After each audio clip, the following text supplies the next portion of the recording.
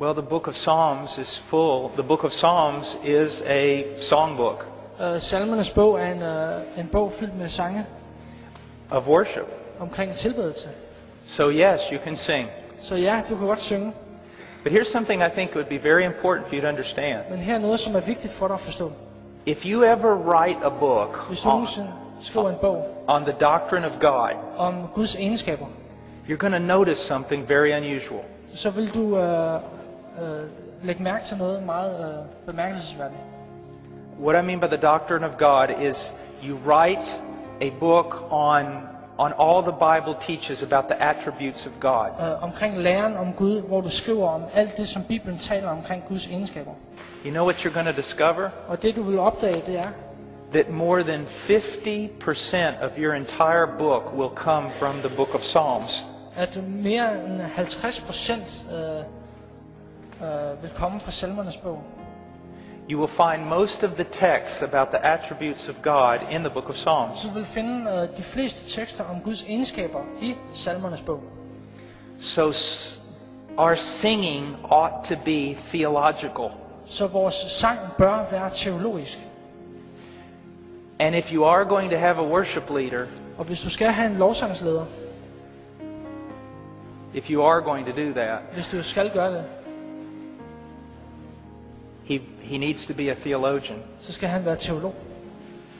He needs to know God. Han skal kende Gud. And he needs to walk in the fear of God and holiness, probably even more than the one who preaches the word. Og han skal vandre i Guds frygt og hellighed, måske endda mere end den, som forkynder ordet. It is a terrible thing that we do in churches today with regard to worship, Det er en frygtelig ting, som vi gør i kirker i dag med hensyn til lovsang. because we do not know the fear of God. Fordi vi kender ikke Guds frygten. A young boy has a guitar, En lille dreng har en guitar, and he can sing well. og han kan synge godt. Let's let him lead worship. Lad os lade ham lede lovsangen.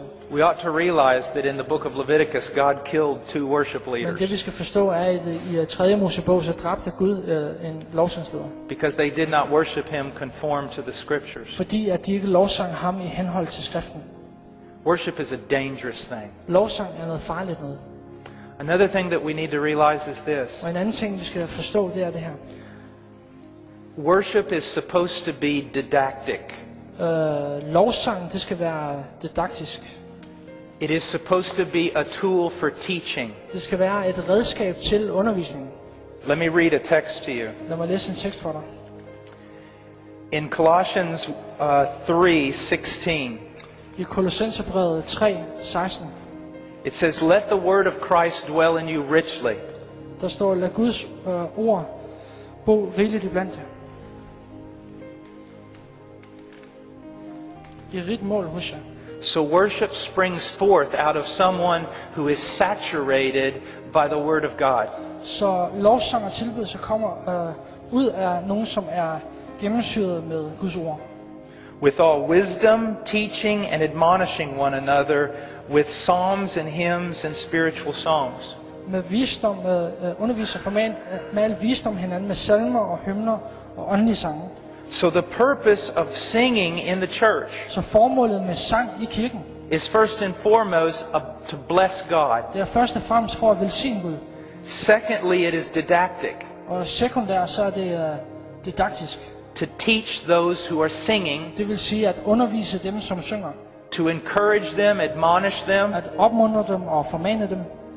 and to even be, I suppose, a witnessing tool for those who are listening that are Og unbelievers. så også at være et redskab til at være et vidnesbyrd for dem, som lytter på. This is a problem I have with much of the modern music. Og det er det problem, som jeg har med meget moderne musik. Not all of it, Ikke alt sammen, but a lot of it. men meget af det. They don't follow these principles. De følger ikke de her principper. It's more about feeling. Det handler mere om følelser. Now, I'm going to be very honest with you. Jeg vil gerne være meget ærlig overfor dig. And if you get angry with me, Og hvis du bliver vred på mig, just forgive me. bare tilgiv mig. I'm an American. Jeg er en amerikaner. I'm rude Jeg er lidt uartig sometimes. nogle gange. Much worship Meget tilbedelse in the churches today i kirkerne i dag. is nothing more than a celebration of flesh. Det er bare noget, som foregår i kødet. It is an exercise in emotion. Det er en øvelse i følelser. If you begin to feel the presence of God Hvis du begynder at mærke Guds nærvær during the high emphatic notes of the song, gennem de her høje, emfatiske toner i sangen, when the rhythm has been lifted up når rytmen den er blevet løftet op, and the music is just glorious, og musikken er bare fantastisk, and you only feel the presence of God then, og du kun oplever Guds nærvær der, it's not the presence of God you're feeling, så er det ikke Guds nærvær, du føler. it's emotion. Det er følelser. I have known people, Jeg har kendt mennesker, some of the holiest people I know, nogle af de mest hellige mennesker, som jeg kender, that will sit down and worship. som vil sidde ned og tilbede. They have no music. De har ingen musik. Now, I'm not saying this is the only way to do it. Og It's jeg siger not. ikke, at det er den eneste måde at gøre det på, det er det ikke. But they have no music. Men de har ingen musik. Someone will say, Og nogen vil sige, let's sing hymn number 52. og lad os synge hymne nummer 52. And they'll start singing. Og så begynder de at synge. And then another person will say, Og så- after it's over, Og efter det er over, så vil den anden sige, what about hymn 103? hvad med salme 103? And they'll start worshiping. Og så begynder de at tilbede. They are some of the godliest people I know on this Og planet det er nogle af de mest gudfrygtige mennesker, jeg kender på den her planet, who understand worship deeply. som forstår tilbedelse på en dyb måde. And yet I'll bring people to that church Men jeg vil tage mennesker hen til den kirke, who are all about the music. hvor det hele det bare handler om musikken. And they'll go, boy, this is dead. Og de siger, det her det er dødt. Because their idea of life is not the true presence of Christ. Fordi deres idé omkring liv er ikke det sande Guds nærvær. It's these amazing Det er songs de her fantastiske sange, that lift your emotion. som løfter dine følelser. Now, there's not necessarily something wrong with Og det er that, der ikke nødvendigvis noget forkert i. but be very careful. Men vær meget forsigtig. One time I was with a group and they said, God is here. Der var en gang, jeg var sammen med en gruppe, og de Man, sagde, Gud er her. the music was going. Musikken den kørte bare. God's here. Gud er her. I said, no, he's not. Jeg sagde, nej, det er han ikke. And they said, how do you know? Og de sagde, hvordan ved du det? I said, because most of you would be dead if God was here. De fleste af jer ville være døde, hvis Gud han var her. Because he's a holy God. Fordi han er en hellig Gud. And you know the sin that's going on in this church. Og du ved omkring den synd, der foregår i den her kirke. People get so in the flesh Folk de kommer så meget i kødet, because they feel something. fordi de føler noget. I'm going to stop here, but just realize this. Bare forstå det her. I hear people, Jeg hører folk. you know, I was shaving this morning Og jeg barberede mig her til morgen. and Jesus appeared to me. Og så kom Jesus til mig. Did you stop shaving? Hold du op med at barbere dig. They're so nonchalant about the presence of God. Der er sådan noget meget løst omkring Guds nærvær. In the Bible, Men i skriften, when the presence of God showed up, når Guds nærvær viser sig, woe is me, I'm undone, for I'm a man of unclean lips, and I dwell among a people of unclean lips. For my eyes have seen the King, the Lord of hosts.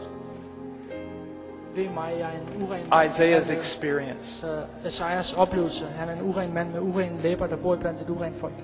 You say, oh, that's the Old Og det Testament. siger, det er det gamle testamente.